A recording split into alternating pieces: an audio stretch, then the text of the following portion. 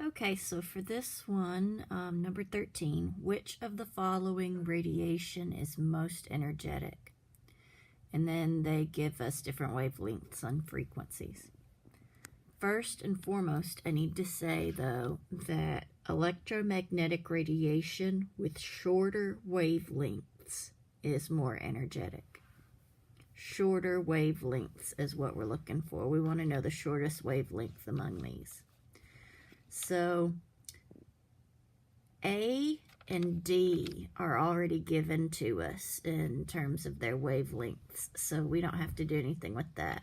Nanometers, nanometers. B and C, though, we're going to have to do a little bit of work on it.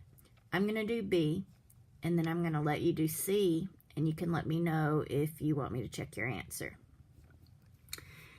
Okay, so we still have our same two equations. We're actually going to only use this one this time.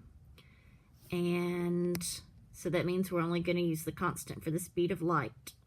And we are going to need this conversion factor for going meters to nanometers.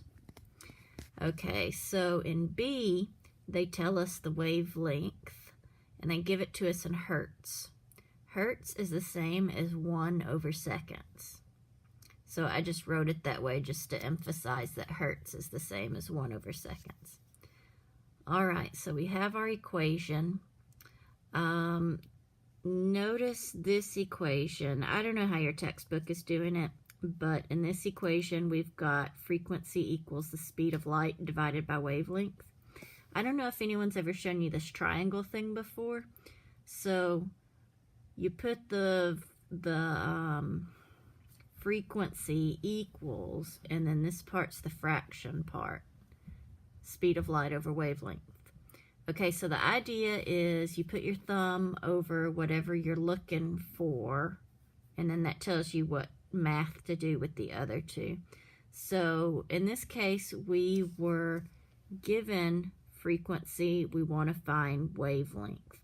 So I'm going to put my thumb over wavelength, and that tells me that I'm going to divide speed of light by frequency. If I were looking for the speed of light, then it would be wavelength times frequency. All right, so that's where I get this equation from.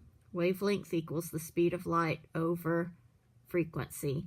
So the speed of light is a constant up here, and we're dividing it by the wavelength that was given to us, and then that gives us, we're dividing it by the frequency that was given to us, and then that gives us the wavelength in meters. But we want to be able to compare it to the nanometers that are in part A and D. So we're going to convert the meters to nanometers. So meters in the numerator and meters in the denominator cancel out.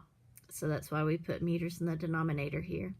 1 meter is 10 to the negative 9th nanometers.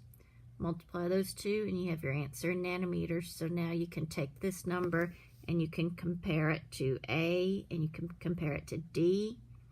And then with part C, you'll do the exact same thing as you did here, but just with different numbers. And I didn't say this, but I won't go into detail about a fraction divided by a fraction, but the seconds cancel out with each other, leaving you with meters. Okay, so why don't you give C a try, and you can let me know if you want me to check your answer. Okay.